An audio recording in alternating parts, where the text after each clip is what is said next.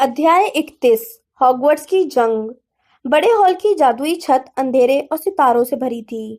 इसके नीचे 4 लंबी हाउस टेबलों पर अस्त व्यस्त विद्यार्थी बैठे थे, जिनमें से कुछ यात्री चोगे पहने थे और बाकी ड्रेसिंग गाउन में थे। यहाँ वहाँ स्कूल के भूतों की मोती जैसे सफेद आकृतियां चमक रही थी। हर जिंदा या मुर्दा आंख प्रोफेसर मैकगोनिकल पे टिकी थी, जो हॉल के ऊंचे मंच से बोल रही थी। उनके ठीक पीछे बाकी टीचर्स खड़े थे, जिनमें फिरेंज नाम का सेंटोर और मायापंची के समूह के सदस्य भी थे, जो लड़ने के लिए वहां आए थे। बाहर निकलने की प्रक्रिया की देखरेख मिस्टर फिल्च और मैडम पॉम्फ्री करेंगे। प्रीफेक्ट्स, मेरा आदेश मिलते ही आप लोग अपने हाउस के विद्यार्थियों को व्यवस्थित करेंगे और क्रमबद्ध तरीके से निकासी बिंदु से उन्हें निकालने का काम करेंगे। कई विद्यार्थी दहशत में नजर आने लगे। बहरहाल जब हैरी ने रॉन और हर्माइनी को देखने के लिए दीवार के पास से गुरुद्वार की टेबल पर निगाह डाली, तो मेहनतकश का अर्नी मैकमिलन खड़े होकर चिल्लाया, और अगर हम रुक कर लड़ना चाहें? प्रशंसा की बुदबुदाहटें सुनाई दी। अगर तुम बालिग हो तो यहाँ रुक सकते हो, प्रोफेसर मैकगोनिकल ने कहा। और हमारा सामान? चीलघाट टेबल से एक लड़की बोली। हमारे संदूक, हमारे उल्लू? हमारे पास सामान बटोरने का वक्त नहीं है, प्रोफेसर मैकगोनिकल ने कहा। महत्वपूर्ण बात यह है कि तुम लोग यहाँ से सुरक्षित बाहर निकल जाओ। प्रोफेसर स्नेप कहाँ है? नागशक्ति की टेबल से एक लड़की चिल्लाई।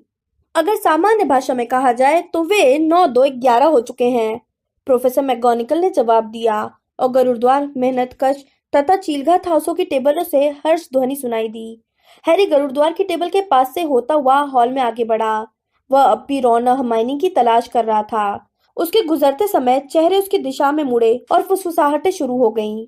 हम पहले ही महल के चारों तरफ सुरक्षात्मक इंतजाम कर चुके हैं, प्रोफेसर मैकगोनिकल ने कहा, लेकिन वे ज्यादा समय तक कारगर नहीं रहेंगे जब तक कि हम उन्हें दोबारा न करें। इसलिए मैं विद्यार्थियों से आग्रह करती हूँ कि वे जल्दी और शांति से यहाँ से चले जाएं, और हाँ, जैसा तुम्हारे प्रीफेक्ट्स कहें वैसा ही करना। लेकिन उनके आखिरी शब्द डूब गए, क्योंकि हॉल में किसी और की आवाज गूंजने लगी। यह आवाज ऊंची, ठंडी और स्पष्ट थी। यह कहना मुश्किल था कि यह कहाँ से आ रही है। यह दीवारों से आती लग रही थी, भयंकर काल दृष्टि की तरह। यह आवाज भी जैसे सदियों से वहीं बंद थी। मैं जानता हूँ तुम लोग लड़ने की तैयारी कर रहे हो, विद्यार्थियों के चीखने चिल्लाने की आवाज सुनाई दी, जिनमें से कुछ एक दूसरे को पकड़ रहे थे और दहशत में आवाज के स्रोत की तलाश कर रहे थे। तुम्हारी कोशिशें बेकार हैं। तुम मुझसे लड़ नहीं सकते। मैं तुम्हें नहीं मारना चाहता हूँ। मैं हॉगवर्ट्स के टीचर्स का बहुत सम्मान करता हूँ। मैं जादुई खून नहीं बहाना चाहता हूँ। हॉल में अब खामोशी छा गई थी। यह खामोशी कान के पर्दों पर दबाव डाल रही थी और इतनी विराट थी कि दीवारों में नहीं समा सकती थी। हैरी पॉटर को मेरे हवाले कर दो, वोल्डेमॉर्ट की आवाज आई। तो मैं किसी को भी नुकसान नहीं पहुंचाऊंगा। हैरी पॉटर को मेरे हवाले कर दो तो मैं स्कूल को छूऊंगा तक नहीं। हैरी पॉटर को मेरे हवाले कर दोगे तो मैं तुम्हें पुरस्कार दूंगा। तुम्हारे पास आधी रात तक का समय है। खामोशी एक बार फिर छा गई। वहां मौजूद हर सिर और आंख हैरी की ओर मुड़ी। उसे लग रहा था कि वह हजारों अदृश्य नजरों से जकड़ा हुआ था। फिर नागशक्ति की टेबल से एक आकृति उठी और हैरी पहचान गया कि वो पेंसी पार्किंसन थी। वह कांपता हुआ हाथ उठाकर चिल्लाई, वह वहां है, पॉटर वहां है, कोई उसे पकड़ लो। हैरी कुछ बोल पाए इससे पहले ही काफी हलचल हो गई। उसके सामने के गुरुद्वार के विद्यार्थी उठकर खड़े हो गए थे और उनके मुंह हैरी की तरफ नहीं बल्कि नागशक्ति के विद्यार्थियों की ओर थे।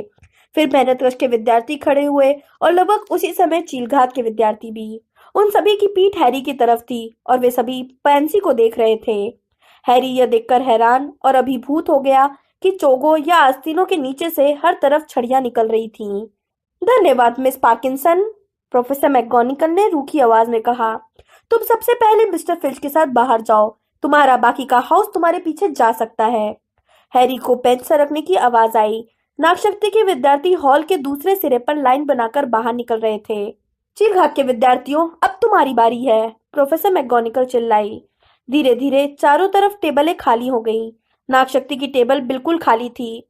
चीलघाट के कुछ बड़े विद्यार्थी अपनी जगह पर बैठे रहे, हालांकि उनके काफी सारे साथी बाहर निकल गए थे। मेहनतकश के तो और भी ज्यादा विद्यार्थी पीछे रुके थे। गरुड़ द्वार के तो आधे विद्यार्थी अपनी जगह पर बैठे थे, जिस वजह से प्रोफेसर मैगोनिकल को नाबालिगों को बाहर भेजने के लिए टीचर्स के मंच से उतरकर नीचे आना पड़ा। बिल्कुल नहीं क्रीवी, जाओ, और तुम भी पीक्स। हैरी जल्दी से वीजली परिवार के पास पहुंच गया, जो गुरुद्वार की टेबल पर बैठा था। रॉन और हर्माइनी कहाँ हैं? तुम्हें नहीं मिले? मिस्टर वीजली ने चिंतित दिखते हुए कहा। लेकिन वे चुप हो गए जब किंग्सले रुके लोगों को संबोधित करने के लिए ऊंचे मंच पर आगे बढ़ा। आधी रात में आधे घंटे का समय ही बचा है, इसलिए हमें तेजी से काम करना होगा। हॉगवर्ट्स के टीचर और मायापंछी के समूह ने मिलकर युद्ध की योजना बना ली है। प्रोफेसर फिल्टविक, स्प्राउट और मैगोनिकल योद्धाओं के समूह को सबसे ऊंचे 3 मीनारों, चीलघात, खगोलशास्त्र और गरुड़द्वार पर ले जा रहे हैं। वहां से उन्हें हर तरफ का अच्छा दृश्य दिखेगा और इतनी ऊंचाई से वे मंत्रों का अच्छा प्रयोग कर सकते हैं। इस दौरान रीमस, उन्होंने ल्यूपिन की ओर इशारा किया, आर्थर, उन्होंने गरुद्वार की टेबल पर बैठे मिस्टर वीजली को इशारा किया, और मैं समूहों को मैदान में ले जाएंगे। स्कूल के छिपे प्रवेश द्वारों की सुरक्षा करने के लिए हमें हमें किसी की जरूरत है। ऐसा लगता है कि यह काम हमें करना होगा, फ्रेड ने अपनी और जॉर्ज की तरफ इशारा करते हुए कहा। इस पर किंग्सले ने सिर हिलाकर अपनी सहमति दे दी। ठीक है, लीडर्स यहाँ ऊपर आ जाए, हम समूहों में बंट जाते हैं। पॉटर, प्रोफेसर मैगोनिकल ने उसकी ओर जल्दी से बढ़ते हुए कहा, जब निर्देश लेने के लिए उत्सुक विद्यार्थी मंच की तरफ तेजी से बढ़ने लगे। तुम्हें किसी चीज को खोजना था क्या? ओह, हैरी ने कहा। ओह हाँ, वह तो हॉर्क्रक्स के बारे में भूल ही गया था। वह तो यह भी भूल गया था कि यह जंग इसलिए हो रही थी ताकि वह हॉर्क्रक्स की तलाश कर सके। रोना हर्माइनी के समझ में न आने वाली अनुपस्थिति से वह पल भर के लिए उसके दिमाग से हर बात उड़ गई थी। तो जाओ पॉटर, जल्दी जाओ। ठीक है, हाँ। बड़े हॉल से बाहर भागते समय उसे एहसास हुआ कि बहुत से लोग उसे देख रहे थे। वो प्रवेश हॉल में पहुंचा, जहां अब भी गरुड़द्वार से बाहर निकलते विद्यार्थियों की भीड़ लगी थी। वह उनके साथ संगमरमर की सीढ़ियों पर चढ़ा, लेकिन ऊपर पहुंचकर वह जल्दी से एक वीरान गलियारे में चला गया। दहशत और डर उसकी सोचने समझने की ताकत को कमजोर कर रहे थे। उसने खुद को शांत रखने और हॉर्क्रक्स खोजने पर ध्यान केंद्रित करने की कोशिश की, लेकिन उसके विचार उतनी ही तेजी और निरर्थकता से घूमते रहे जितनी तेजी से कांच की बोतल में कैद मधुमक्खियां घूमती हैं। रॉन और हर्माइनी उसकी मदद के लिए नहीं थे, और ऐसा लग रहा था कि उनके बिना वो अपने विचारों को क्रमबद्ध नहीं जमा सकता था। उसने अपनी चाल धीमी की और एक खाली गलियारे में आधी दूरी पर रुक गया। यहाँ उसने एक मूर्ति के खाली चबूतरे पर बैठकर अपने गले में लटके पाउच से हॉगवर्ट्स का नक्शा बाहर निकाला। उसे इसमें रॉन या हर्माइनी के नाम कहीं नहीं दिख रहे थे। उसे लगा इस समय आवश्यकता कक्ष की ओर जाते ढेर सारे बिंदुओं की भीड़ के कारण शायद वे नजर नहीं आ रहे होंगे। उसने नक्शा दूर हटाया, अपने हाथ चेहरे पर दबाए और आंखें बंद करके ध्यान केंद्रित करने की कोशिश करने लगा। वोल्डेमॉर्ट ने सोचा, मैं चीलघात मीनार में जाऊंगा। तो यह एक ठोस तथ्य था जहां से शुरुआत की जा सकती थी। वोल्डेमॉर्ट ने अलेक्टो कैरो को चीलघात के कॉमन रूम में तैनात किया था, और इसका सिर्फ एक ही मतलब हो सकता था। वोल्डेमॉर्ट को डर था कि हैरी पहले से ही जानता था कि उसके हॉर्क्रक्स का संबंध उस हाउस से है, लेकिन चीलघात के साथ जुड़ी चीजों में इकलौती वस्तु उसका खोया हुआ किरीट ही हो सकती थी। लेकिन किरीट हॉर्क्रक्स कैसे हो सकता था? वोल्डेमॉर्ट को डर था कि हैरी पहले से ही जानता था कि उसके हॉर्क्रक्स का संबंध उस हाउस से है, लेकिन चीलघात के साथ जुड़ी चीज में इकलौती वस्तु उसका खोया हुआ किरीट ही हो सकती थी। लेकिन किरीट हॉर्क्रक्स कैसे हो सकता था? नागशक्ति के वोल्डेमॉर्ट को वो कैसे मिल सकता था जो चीलघात की पीढ़ियों को सदियों की खोज के बाद भी नहीं मिला था? उसे कौन बता सकता था कि वो कहाँ खोजे, जबकि किसी भी जीवित व्यक्ति ने किरीट को नहीं देखा था। जीवित व्यक्तियों ने। उंगलियों के नीचे हैरी की आंख एक बार फिर खुल गई। वह चबूतरे से उछला और तेजी से उसी रास्ते चल दिया जिधर से आया था। अब वह अपनी आखिरी उम्मीद को टटोले जा रहा था। आवश्यकता कक्ष की ओर जाते सैकड़ों लोगों की आवाजें तेज होती जा रही थी। जब वह संगमरमर की सीढ़ियों की ओर मुड़ा, फिल्टविक प्रीफेक्ट्स चिल्लाकर निर्देश दे रहे थे और अपने हाउस के विद्यार्थियों पर नजर रखने की कोशिश कर रहे थे। बहुत धक्का मुक्की हो रही थी। हैरी ने देखा कि ज़कारियस स्मिथ चिल्लाकर फर्स्ट ईयर के विद्यार्थियों को कतार में आने के लिए कह रहा था। यहाँ वहाँ छोटे बच्चे रो रहे थे, जबकि बड़े बच्चे हताशा से दोस्तों या भाई बहनों को आवाज दे रहे थे। हैरी को नीचे प्रवेश हॉल के पार मोती जैसे सफेद आकृति नजर आई और वो पूरी ताकत से शोरगुल के ऊपर चिल्लाया, निक, निक, मुझे तुमसे बात करनी है। उसने विद्यार्थियों के रेले के बीच से रास्ता बनाया और आखिरकार सीढ़ियों के नीचे पहुंच गया। जहां गुरुद्वार मीनार का भूत लगभग सिरकटा निक उसका इंतजार कर रहा था। हैरी, मेरे प्यारे बच्चे। निक ने हैरी के हाथ अपने दोनों हाथों में थामने की कोशिश की। हैरी को ऐसा महसूस हुआ जैसे उन्हें बर्फीली पानी में डाल दिया गया हो। निक, तुम्हें मेरी मदद करनी होगी। चीलघाट मीनार का भूत कौन है? लगभग सिरकटा भूत निक हैरान और थोड़ा चिढ़ा हुआ दिखने लगा। जाहिर है, गोरी औरत। लेकिन अगर तुम्हें किसी भूत की सेवाओं की जरूरत हो तो मैं। नहीं, मुझे उसी से मदद चाहिए। क्या तुम जानते हो कि वो कहाँ है? देखता हूँ। निक का सिर अपने गोलूबंद पर थोड़ा लड़खड़ाया जब वो मुड़कर विद्यार्थियों के सिर के ऊपर से घूरने लगा। हैरी, वो वहां पर है, लंबे बालों वाली युवा औरत। हैरी ने निक की इशारा करती पारदर्शी उंगलियों की दिशा में देखा। लंबी भूतनी ने हैरी को अपनी ओर आते देखा और अपनी भौहें उठाकर एक ठोस दीवार में से तैरती हुई निकल गई। हैरी उसके पीछे भागा। जिस तरफ वो ओझल हुई थी, उस गलियारे में दौड़ लगाने पर हैरी को वो गलियारे के बिल्कुल आखिरी छोर पर दिखी। वह भी उड़कर उससे दूर जा रही थी। सुनो, ठहरो, वापस आओ। वह रुक गई और जमीन से कुछ इंच ऊपर तैरने लगी। हैरी को वो सुंदर लगी। उसके बाल कमर तक लंबे थे और चोगा फर्श तक लंबा था, लेकिन वह घमंडी भी दिख रही थी। करीब आने पर हैरी ने उसे पहचान लिया। वह गलियारों में कई बार उसके पास से गुजरा था, हालांकि उसने आज तक उससे बात नहीं की थी। आप ही गोरी औरत हैं? उसने सिर हिलाया, लेकिन कुछ नहीं बोली। चीलघाट मीनार की भूतनी? हाँ। उसका अंदाज बहुत उत्साहवर्धक नहीं था। प्लीज मेरी मदद कीजिए, मुझे हर वो चीज जाननी है जो आप मुझे खोए मुकुट के बारे में बता सकती हैं। गोरी औरत के होठों पर एक ठंडी मुस्कान आ गई। उसने चलने के लिए मुड़ते हुए कहा, अफसोस, मैं तुम्हारी मदद नहीं कर सकती। ठहरो। वह चिल्लाना नहीं चाहता था, लेकिन दहशत और गुस्सा उस पर हावी होने लगे थे। हैरी ने अपनी घड़ी देखी जब वह उसके सामने मंडराने लगी। आधी रात होने में सिर्फ 15 मिनट बचे थे। यह बहुत जरूरी है, उसने आवेश में कहा। अगर वो मुकुट हॉगवर्ट्स में है तो मुझे उसे खोजना है, बहुत जल्दी। तुम मुकुट की चाहत रखने वाले पहले विद्यार्थी नहीं हो, वह हिराकत से बोली। विद्यार्थियों की कई पीढ़ियों ने मुझे इसके लिए परेशान किया है। यह ज्यादा नंबर लाने के बारे में नहीं है, हैरी उस पर चिल्लाया। यह वोल्डेमॉर्ट के बारे में है, वोल्डेमॉर्ट को हराने के बारे में है। या फिर तुम्हारी उसमें भी दिलचस्पी नहीं है? वह शर्मा नहीं सकती थी, लेकिन उसके पारदर्शी गाल अर्ध पारदर्शी हो गए और उसने थोड़े तैश में जवाब दिया, जाहिर है मैं। तुमने ये कहने की हिम्मत कैसे की? तो फिर मेरी मदद करो। गोरी औरत के चेहरे का शांत भाव गायब हो गया। यह मदद का सवाल नहीं है, वह अटकते हुए बोली। मेरी माँ का मुकुट? तुम्हारी माँ का? वह जैसे खुद से नाराज दिखने लगी।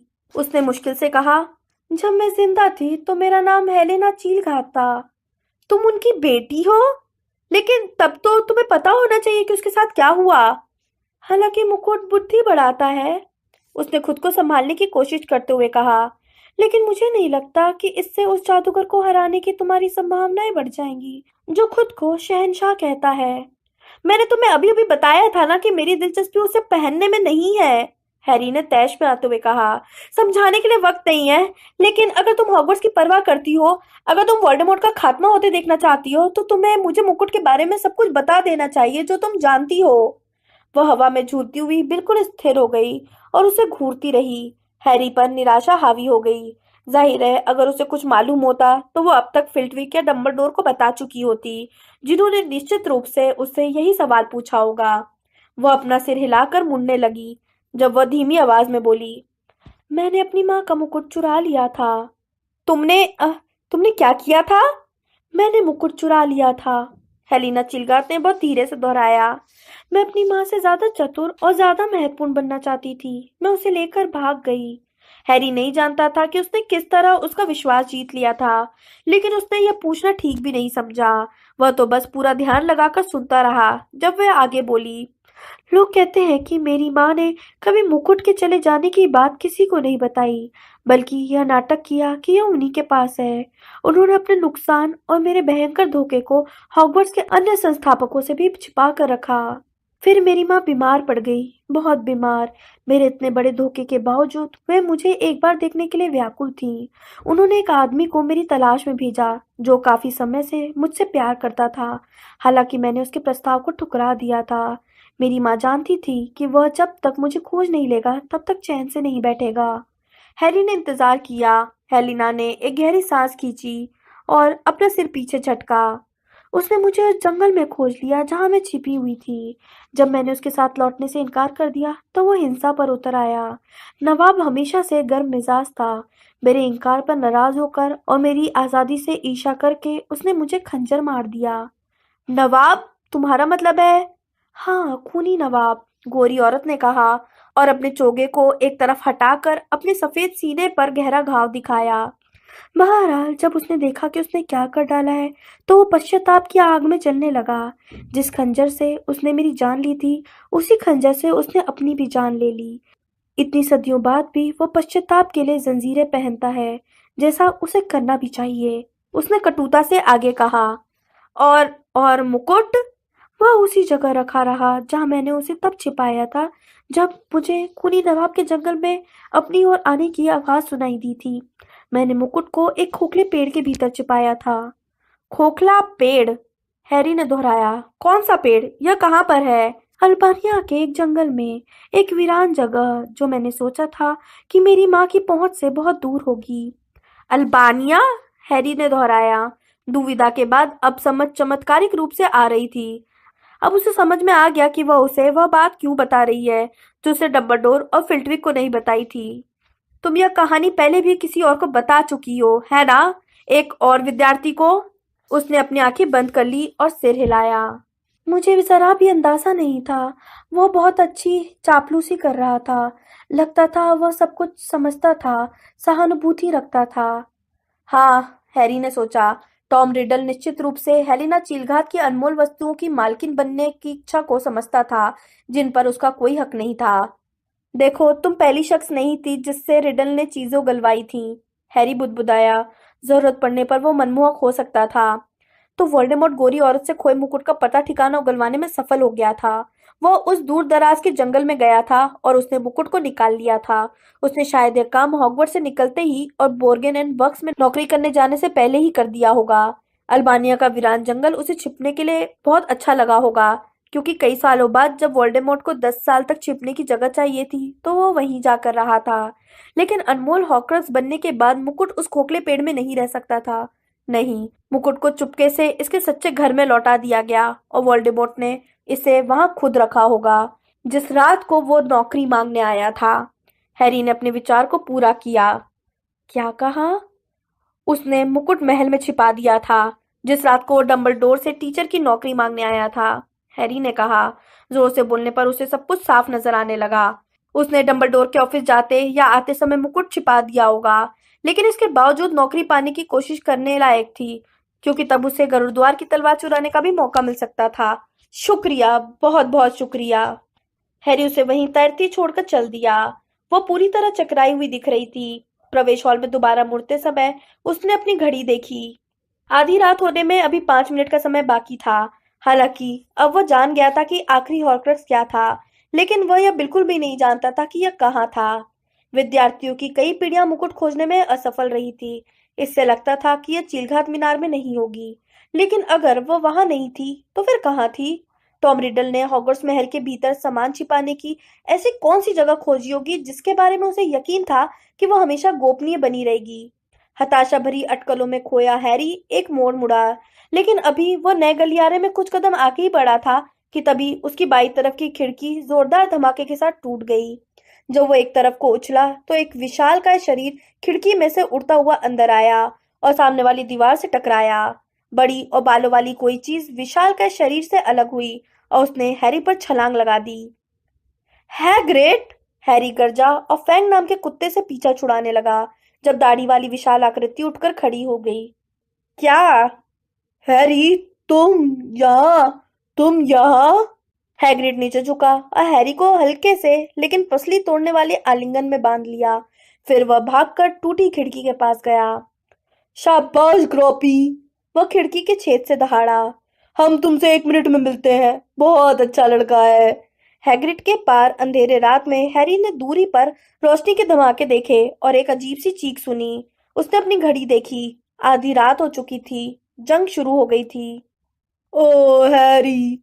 हैग्रिड ने हाँफते हुए कहा। तो यह बात है लड़ने का समय है। हैग्रिड, तुम कहाँ से आ रहे हो?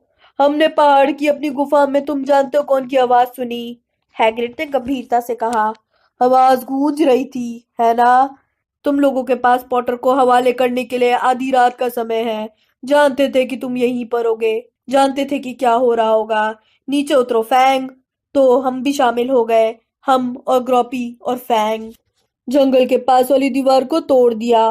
ग्रोपी हमें और फैंग को उठाकर लाया था। हमने उसे बता दिया था कि वो हमें महल के भीतर उतार दे, इसलिए उसने हमें उठाकर खिड़की में से फेंक दिया। जाहिर है हमारा यह मतलब नहीं था, लेकिन फिर भी। अच्छा, रॉन और हर्माइनी कहाँ है? हैरी ने कहा। यह बहुत बढ़िया सवाल है, चलो। वे जल्दी से गलियारे में चल दिए। उनके साथ फैंग भी था। हैरी को आसपास के गलियारों में हलचल की आवाजें सुनाई दे रही थी, भागते हुए कदम और चिल्लाहटें। खिड़कियों से उसे अंधेरे मैदान में रोशनी की लपटें दिख रही थी। हम कहाँ जा रहे हैं? हैग्रिड ने कहा, जो हैरी के ठीक पीछे भाग रहा था और उसकी वजह से लकड़ी के पटिये कांप रहे थे। मुझे ठीक ठीक नहीं पता, हैरी ने एक और मोड़ पर मुड़ते हुए कहा, लेकिन रॉन और हर्माइनी यहीं कहीं होने चाहिए। युद्ध की पहली क्षति आगे के गलियारे में जमीन पर पड़ी। आमतौर पर स्टाफ रूम के दरवाजे पर पहरा देने वाले पत्थर के दो गारगोइल चूर चूर हो गए थे जब टूटी खिड़की से अंदर आया सांप उनसे टकराया। उनके अवशेष फर्श पर हल्के से हिल रहे थे। जब हैरी ने उनके टूटे हुए सिर को लांगा तो गारगोइल ने धीरे से कराते हुए कहा, ओह, मेरी परवाह मत करो, मैं यहीं पड़ा रहूंगा और बिखर जाऊंगा।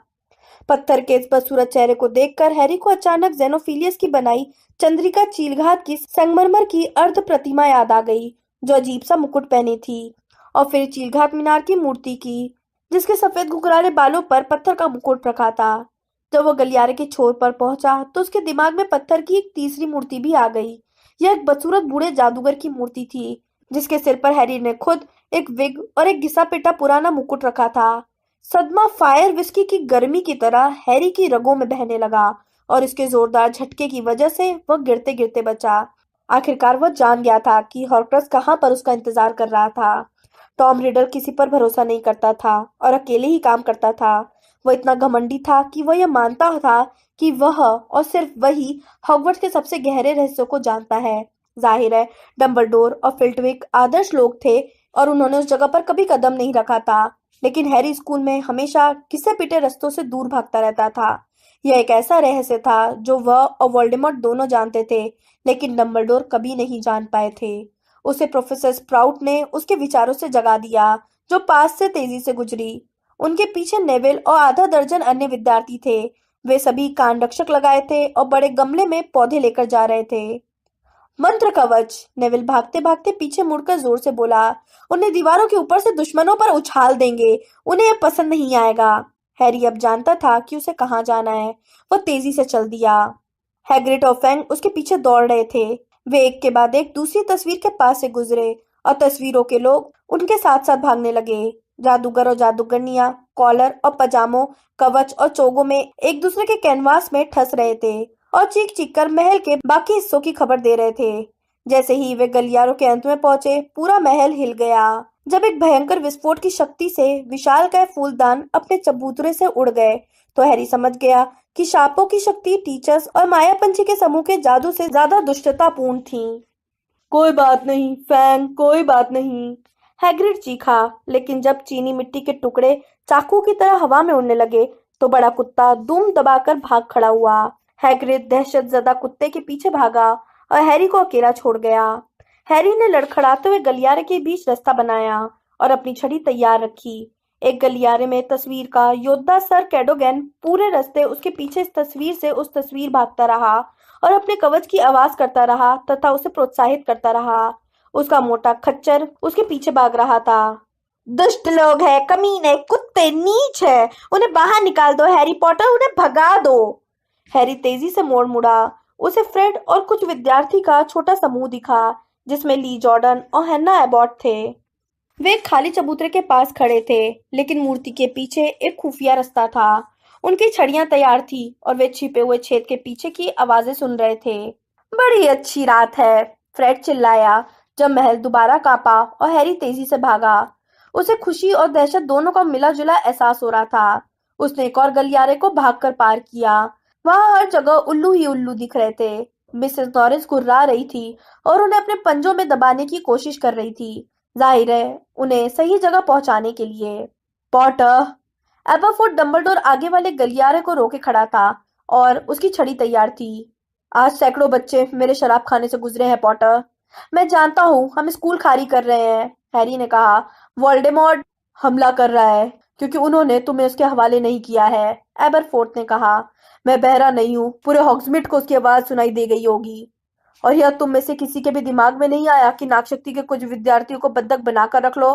तुमने अभी अभी जिन विद्यार्थियों को सुरक्षित बाहर निकाला है उनमें कुछ प्राण भक्षियों की संतानें भी थी। क्या उन्हें यहाँ रोक कर रखना ज्यादा चतुराई नहीं होती?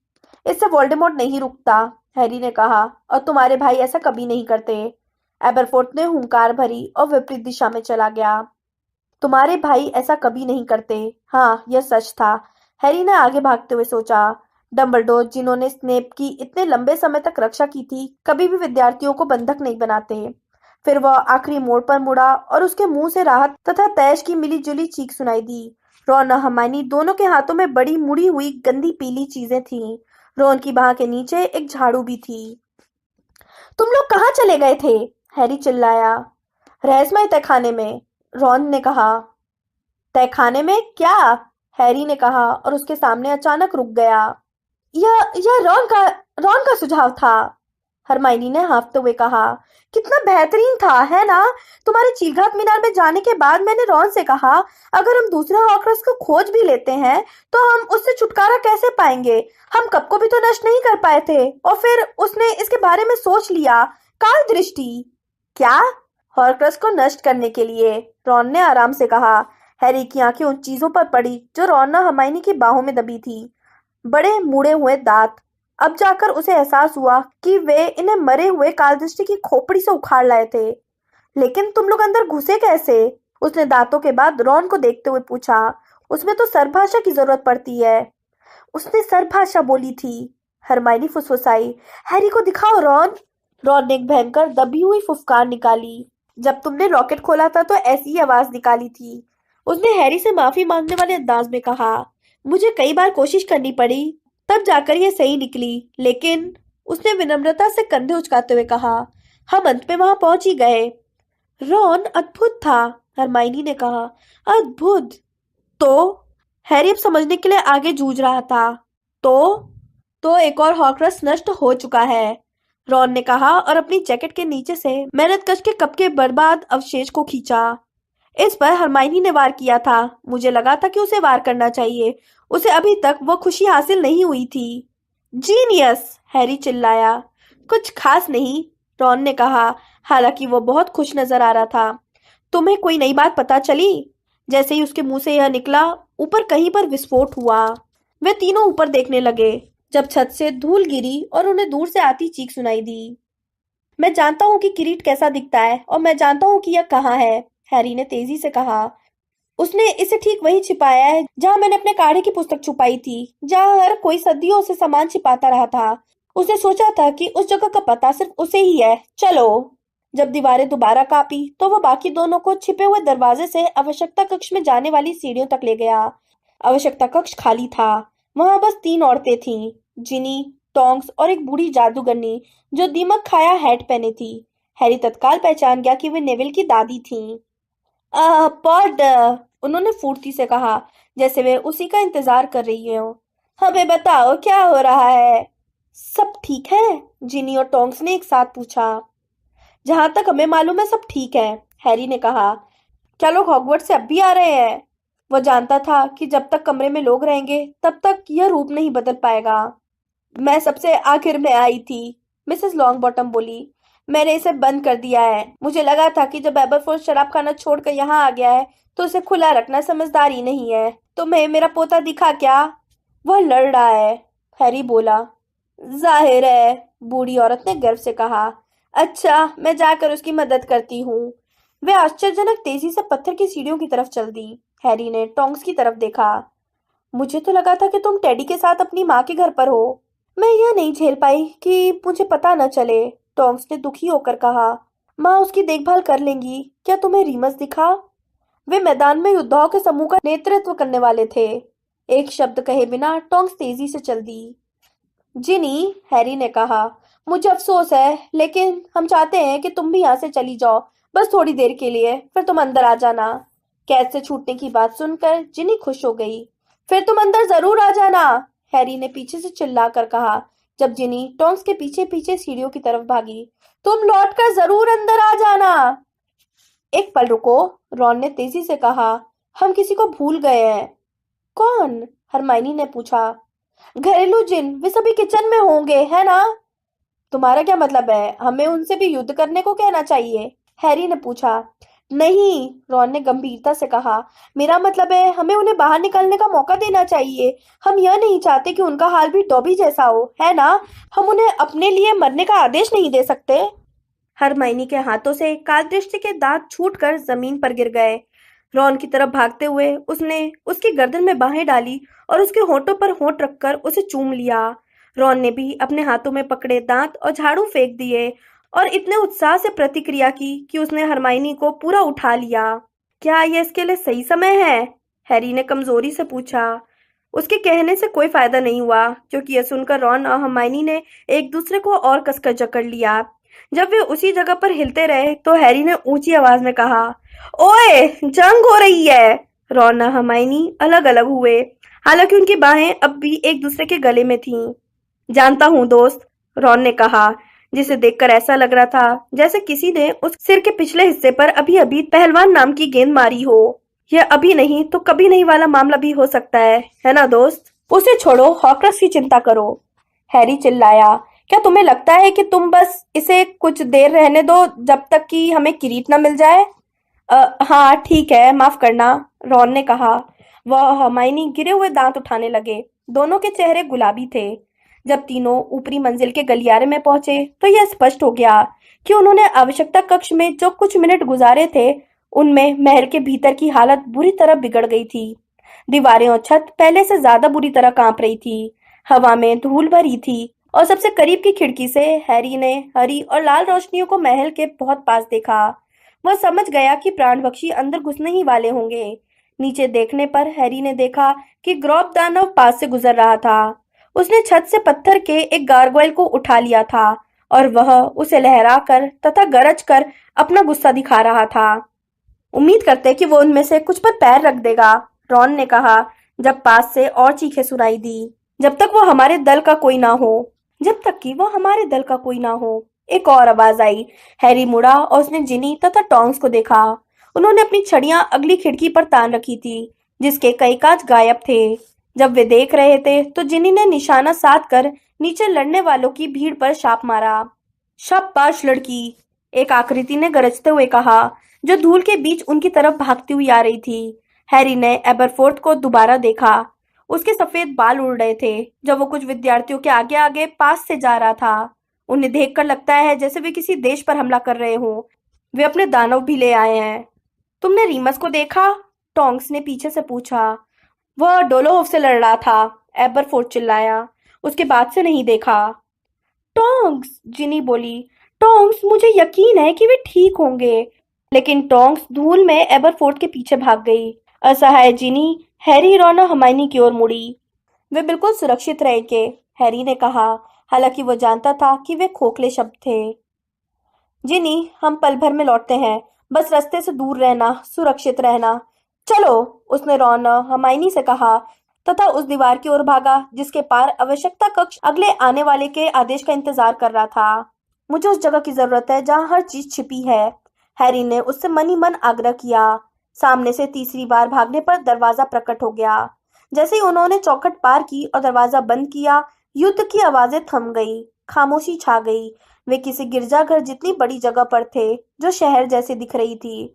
इसकी ऊंची दीवारें हजारों पुराने विद्यार्थियों की छिपाई वस्तुओं से भरी पड़ी थी और उसे कभी एहसास भी नहीं हुआ कि कोई भी अंदर घुस सकता है, रॉन ने कहा और उसकी आवाज खामोशी में गूंज रही थी। उसने सोचा था कि यह सिर्फ उसी को मालूम है, हैरी ने कहा। उसके लिए यह बहुत बुरा हुआ कि मैं भी अपना सामान छिपाने के लिए यहीं आया था। उसने आगे जोड़ दिया, मुझे लगता है कि यह यहाँ पर है। वह भूस भरे दैत्य के पास से गुजरा।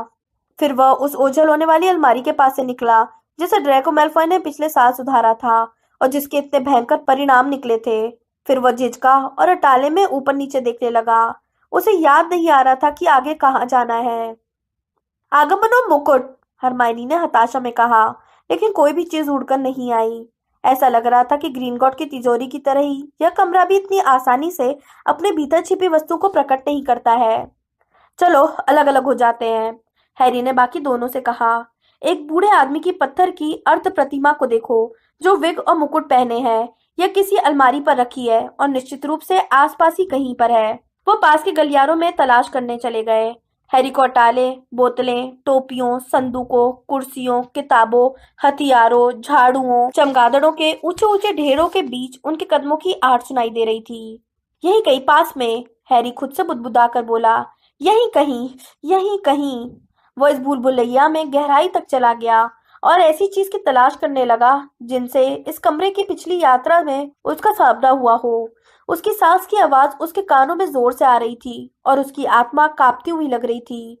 ठीक सामने वो पुरानी अलमारी थी जिसमें उसने अपने काढ़ों वाली किताब छिपाई थी और इसके ऊपर चेचक के दाग वाला पत्थर का जादूगर था, जो एक धूल भरी पुरानी विग पहने था और एक पुराना रंग उड़ा मुकुट भी।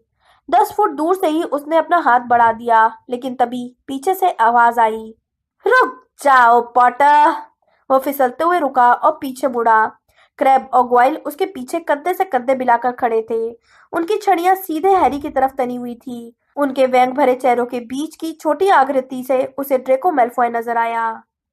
तुम्हारे हाथ में मेरी छड़ी है पॉटर, मेल्फॉय ने क्रैब और ग्वाइल के बीच की जगह से अपनी छड़ी तानते हुए कहा।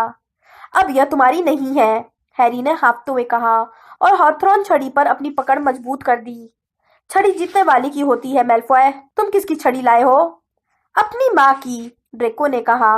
हैरी हंसा, हालांकि इस स्थिति में हंसने की बहुत ज्यादा गुंजाइश नहीं थी। उसे अब रॉन या हर्माइनी की आवाज नहीं आ रही थी। लगता था कि वे मुकुट की तलाश करते करते काफी दूर निकल गए थे। तुम तीनों वोल्डेमॉर्ट के पास क्यों नहीं गए? हैरी ने पूछा। हमें इनाम मिलेगा, क्रैब ने कहा। इतने डील डॉल वाले व्यक्ति के हिसाब से उसकी आवाज आश्चर्यजनक रूप से धीमी थी। हैरी ने उसे बोलते हुए बहुत ही कम सुना था। क्रैब इस तरह मुस्कुरा रहा था जैसे किसी छोटे बच्चे से टॉफियों का बड़ा बैग देने का वादा किया गया हो।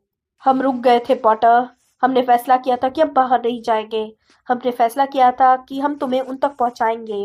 अच्छी योजना है, हैरी ने नकली प्रशंसा भरे स्वर में कहा।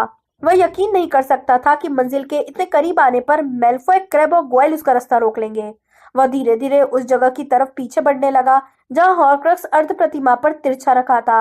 अगर वह लड़ाई शुरू होने से पहले उस तक अपना हाथ पहुंचा सके। तुम लोग अंदर कैसे आए? उसने उनका ध्यान भटकाने की कोशिश करते हुए पूछा। मैं पिछले पूरे साल दरअसल छिपी चीजों के कमरे में ही था, मेल्फॉय ने कांपती आवाज में कहा। मैं इसके अंदर घुसने का तरीका जानता हूँ पॉटर। हम बाहर गलियारे में छिपे थे, ग्वाइल बुदबुदाया। हम अब विभ्रम सम्मोहन कर सकते हैं। और फिर उसके चेहरे पर कुटिल मुस्कुराहट आ गई। तुम हमारे ठीक सामने आ गए और बोले कि तुम किरीट की तलाश में आ रहे हो। वैसे किरीट क्या होता है? हैरी, रॉन की आवाज हैरी के दाहिनी तरफ की दीवार के पार से अचानक गूंजी।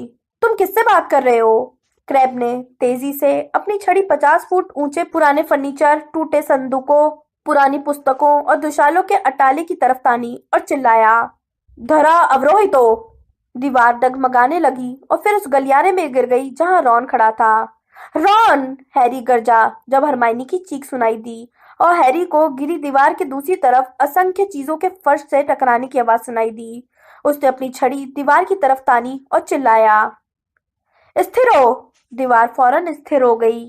नहीं, मेल्फॉय चिल्लाया और क्रैब का हाथ पकड़ लिया, जो अपने मंत्र को दोहराने की कोशिश कर रहा था। अगर तुम कमरे को तबाह कर दोगे तो किरीट दफन हो जाएगा। उससे क्या फर्क पड़ता है? क्रैब ने अपना हाथ छुड़ाते हुए कहा। शैतानी शहंशाह को तो पॉटर चाहिए, किरीट की परवाह किसे है? पॉटर किरीट लेने के लिए यहाँ आया है, मेल्फॉय ने अपने साथी की मंद बुद्धि पर अधीरता दिखाते हुए कहा। तो जरूर, इसका मतलब यह है। इसका मतलब, क्रैब तैश में मेल्फॉय की तरफ मुड़ा। किसे परवाह है कि तुम क्या सोचते हो ड्रैको? अब मैं तुम्हारे आदेश का पालन नहीं करूंगा। तुम और तुम्हारे डैडी अब खत्म हो चुके हो। हैरी, अटाले की दीवार के पार से रॉन दोबारा चिल्लाया। क्या हो रहा है? हैरी, क्रैब ने नकल की। क्या हो रहा है? नहीं पॉटर, पीड़ित हो। हैरी ने मुकुट की तरफ छलांग लगा दी थी। क्रैब का शाप उसके पास से निकलकर पत्थर की अर्ध प्रतिमा से टकराया, जो हवा में उड़ गई। मुकुट ऊंचा उड़कर उन चीजों के ढेर में ओझल हो गया जिन पर अर्ध प्रतिमा रखी थी। रुक जाओ, मेल्फॉय क्रैब पर चिल्लाया और उसकी आवाज विशाल कमरे में गूंज उठी। शैतानी शहंशाह उसे जिंदा चाहते हैं। तो मैं उसे मार तो नहीं रहा हूं, है ना? क्रैब मेल्फॉय के हाथ को झड़कते हुए चिल्लाया, जिसने उसका हाथ पकड़ लिया था। लेकिन अगर मैं ऐसा कर सकूं तो कर दूंगा। शैतानी शहंशाह अंत में तो उसे मारना ही चाहते हैं, तो इससे क्या फर्क पड़ता है? लाल रोशनी की एक लपट हैरी के कुछ इंच दूर से निकल गई। हरमाइनी उसके पीछे गलियारे के मोड़ पर आ गई थी और उसने क्रैब के सिर पर स्तब्धीकरण मंत्र मारा था। क्रैब बच गया क्योंकि मेल्फॉय ने उसे खींचकर रास्ते से हटा लिया था। अरे, यह तो बदजात है, मृत्यु दंशम।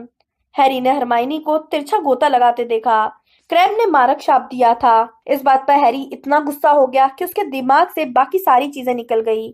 उसने क्रैब पर एक स्तब्धीकरण मंत्र मारा, लेकिन वह रास्ते से हट गया।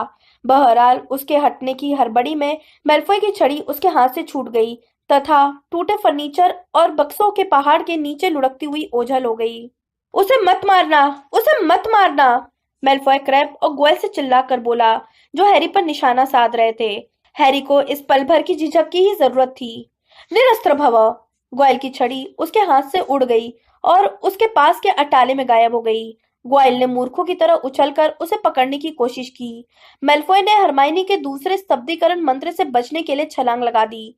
रॉन ने अचानक गलियारे के सिरे से निकलते हुए क्रैब पर पूर्ण शरीर बंधन शाप मार दिया, जिससे वह बाल बाल बचा। क्रैब घूमा और दोबारा मृत्यु दंशम चिल्लाया। हरी रोशनी की लपट से बचने के लिए रॉन छलांग मारकर ओझल हो गया।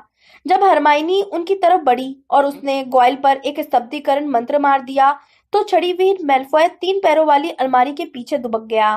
मुकुट यही कहीं है, हैरी हरमाइनी से चिल्लाकर बोला और उस अट्टाले की ढेर की तरफ इशारा किया जिसमें पुराना मुकुट गिर गया था। उसकी तलाश करो, तब तक मैं जाकर रॉन की मदद। हैरी! वह चीखी। हैरी के पीछे हुई तेज गरजती आवाज ने उसे एक पल की चेतावनी दे दी। वह मुड़ा, उसने देखा कि रॉन और क्रैब उनकी तरफ तेजी से दौड़ते हुए आ रहे थे। गर्मी चाहिए कचरे, क्रैब दौड़ते हुए गरजा। लेकिन लगता था क्रैब ने जो किया था उसे वो काबू में नहीं रख पा रहा था। उसने एक मंत्र मारा था जिससे आग की अजीब सी लपटें उठने लगी थी। बहरहाल क्रैब की लपटें सामान्य लपटों की तरह बुझी नहीं, बल्कि बढ़ने लगी। असामान्य आकार की लपटें क्रैब और ग्वाइल का पीछा कर रही थीं। ये लपटें अटाले से जब टकराती थीं, तो उनके छूते ही हर चीज टूट जाती थी। जलधारा, हैरी चीखा, लेकिन उसकी छड़ी की नोक से जो पानी की धारा निकली थी वो फौरन भाप बन गई। भागो! मेल्फॉय ने स्तब्ध ग्वाइल को पकड़ा और उसे घसीटने लगा। क्रैब अब दहशत में दिख रहा था और उन सबसे आगे निकल गया था। हैरी, रॉन और हरमाइनी भागने लगे। आग उनका पीछा कर रही थी। यह सामान्य आग नहीं थी। क्रैब ने जिस शाप का इस्तेमाल किया था उसका हैरी को कोई ज्ञान नहीं था। जब वे एक मोड़ पर मुड़े तो लपटों ने उनका इस तरह पीछा किया जैसे वे जीवित हों, समझ सकती हों और उनकी जान लेने पर आमादा हों।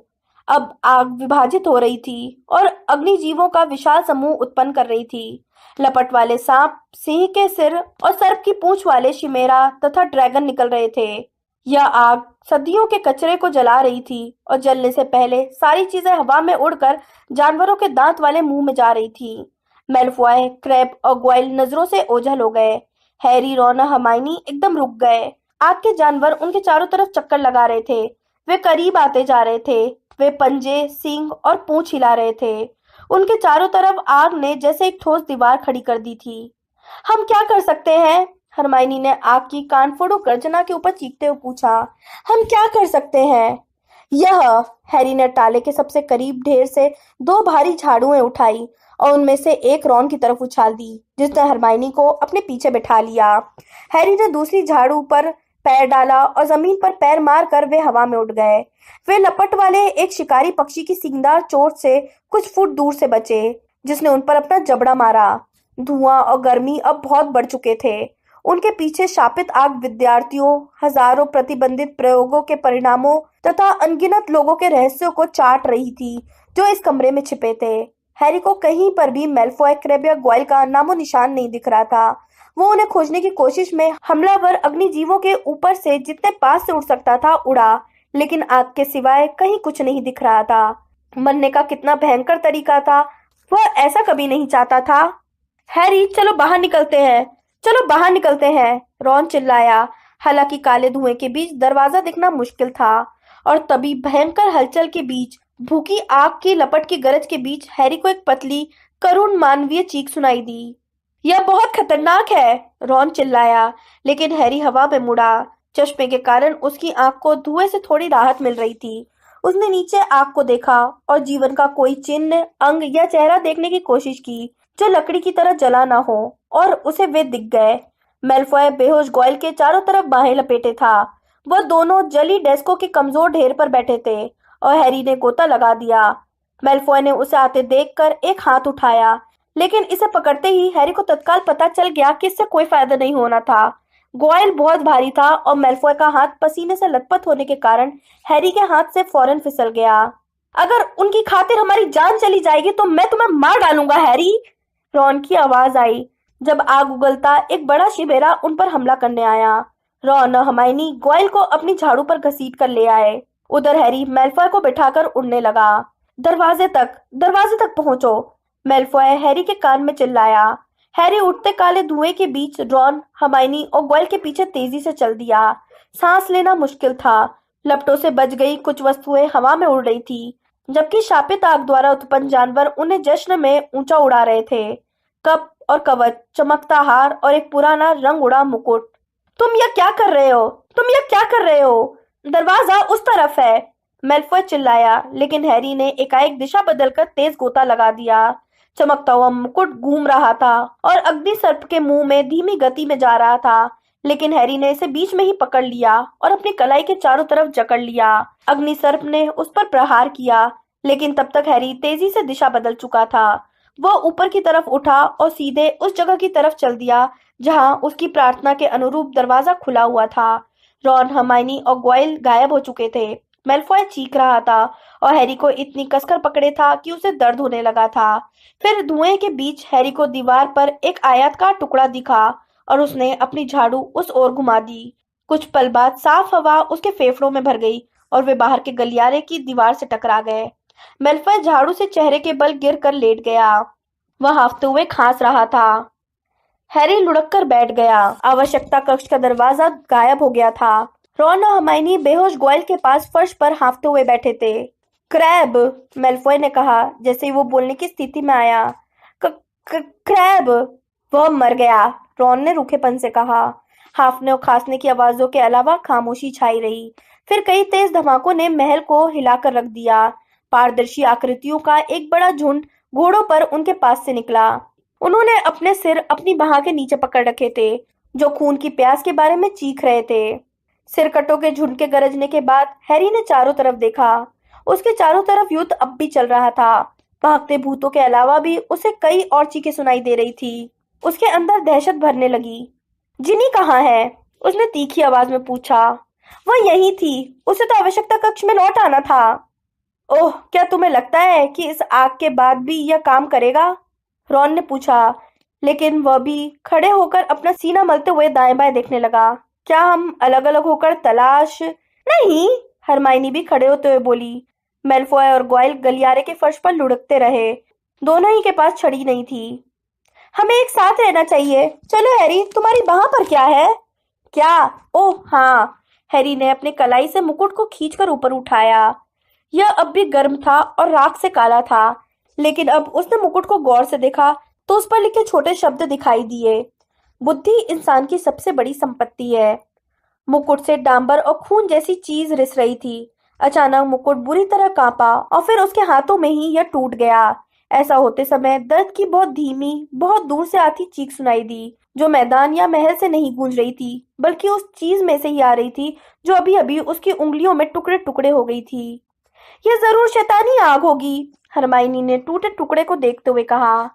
क्या यह शैतानी आग, शापित आग? यह भी उन चीजों में से ही है जो हॉर्क्रक्सों को नष्ट कर देती है, लेकिन मैं कभी इसका प्रयोग करने की हिम्मत नहीं करती। यह बहुत खतरनाक है। क्रैब को कैसे पता चला कि इसे कैसे? उसने कैरो भाई बहन से सीखा होगा, हैरी ने कहा। अफसोस कि जब वे इसे रोकने का तरीका बता रहे होंगे तो उसने ध्यान नहीं दिया होगा, रॉन बोला, जिसके बाल भी हरमाइनी की तरह ही जले हुए थे और चेहरा काला था। अगर उसने हमें मारने की कोशिश नहीं की होती तो मुझे उसकी मौत पर अफसोस होता। लेकिन क्या तुम्हें एहसास नहीं है? हरमाइनी ने फुसफुसाकर कहा। इसका मतलब है अब सिर्फ सांप बचा है। लेकिन उसकी बात अधूरी रह गई क्योंकि गलियारे में लड़ाई की चिल्लाहट और शोर भर गया। हैरी ने चारों तरफ देखा और उसके दिल ने जैसे धड़कना बंद कर दिया। प्राणपक्षी हॉगवर्ट्स में घुस आए थे। फ्रेड और पर्सी अभी अभी नजर आए थे और वे नकाबपोश लोगों से लड़ रहे थे। हैरी, रॉन और हरमाइनी मदद के लिए आगे भागे। लाल रोशनी की लपटें हर दिशा में उड़ने लगी। पर्सी से लड़ने वाला आदमी तेजी से पीछे हटा। इस कारण उसका नकाब फिसल गया और उन्हें एक ऊंचा माथा तथा सफेद बाल दिखे। हेलो मंत्री जी। पर्सी गरजा और थिकनेस पर एक अच्छा मंत्र मारा जिससे उसकी छड़ी छूट गई और उसने अपने दुशाले के सामने वाले हिस्से को पकड़ लिया। जाहिर है थिकनेस काफी परेशान था। क्या मैंने आपको बताया कि मैं इस्तीफा दे रहा हूँ? तुम मजाक कर रहे हो पर्सी? फ्रेड चिल्लाया जब उससे लड़ प्राणपक्षी 3 अलग अलग स्तब्धीकरण मंत्रों के कारण गिर गया। थिकनेस भी जमीन पर गिर गया और उसके पूरे शरीर पर छोटे छोटे कांटे उगने लगे। वह किसी तरह के समुद्री जानवर में बदलता दिख रहा था। फ्रेड ने खुशी से पर्सी को देखा। तुम मजाक कर रहे हो पर्सी? मुझे नहीं लगता कि मैंने तुम्हें पहले कभी मजाक करते सुना है जब से। तभी हवा में विस्फोट हो गया। हैरी, रॉन, हर्माइनी, फ्रेड और पर्सी एक साथ थे। 2 प्राणपक्षी उनके कदमों के पास लेटे थे जिनमें से एक स्तब्ध था और दूसरे का रूपांतरण कर दिया गया था। बहरहाल जब उन्हें लग रहा था कि फिलहाल खतरा टल गया है, तभी जैसे पूरी दुनिया टूटकर उन पर आ गिरी। हैरी ने खुद को हवा में उड़ता हुआ महसूस किया। वह लकड़ी की उस पतली छड़ी को पूरे ताकत से पकड़े था जो उसका एकमात्र हथियार थी। अपने सिर को बचाने के लिए उसने अपनी बाहें उठा ली थी। उसने अपने साथियों के चिल्लाने की आवाज सुनी। उसे यह पता नहीं था कि उनका क्या हुआ। और फिर दुनिया दर्द व अंधेरे अंधकार में दोबारा प्रकट हुई। वो एक गलियारे के मलबे में आधा दफन था जिस पर भयंकर हमला हुआ था। ठंडी हवा से उसे पता चला कि महल का वह हिस्सा उड़ चुका था। उसके गाल के गर्म चिपचिपे एहसास ने उसे बता दिया था कि उसका काफी खून बह रहा था। फिर उसे एक भयंकर चीख सुनाई दी जिसने उसके दिल को छलनी कर दिया, जिसने ऐसा कष्ट पहुंचाया जो लपट या शाप से नहीं हो सकता था। वो डगमगाते हुए खड़ा हुआ। उसे आज जितना डर लग रहा था उतना पहले कभी नहीं लगा था, शायद पूरी जिंदगी में नहीं। हरमाइनी मलबे में खड़ी होने के लिए जूझ रही थी और लाल बालों वाले 3 आदमी जमीन पर एक साथ थे जहां दीवार में विस्फोट हुआ था। हैरी ने हरमाइनी का हाथ पकड़ लिया जब वे पत्थर और लकड़ी के ऊपर से लड़खड़ाते हुए निकले। नहीं, नहीं, नहीं, कोई चिल्ला रहा था। नहीं, फ्रेड नहीं। पर्सी अपने भाई के बेजान शरीर को हिला रहा था। रॉन घुटने टेके पास बैठा था और फ्रेड की आंखें बिना देखे घूर रही थी। उसकी आखिरी हंसी का भूत अब भी उसके चेहरे पर दिख रहा था।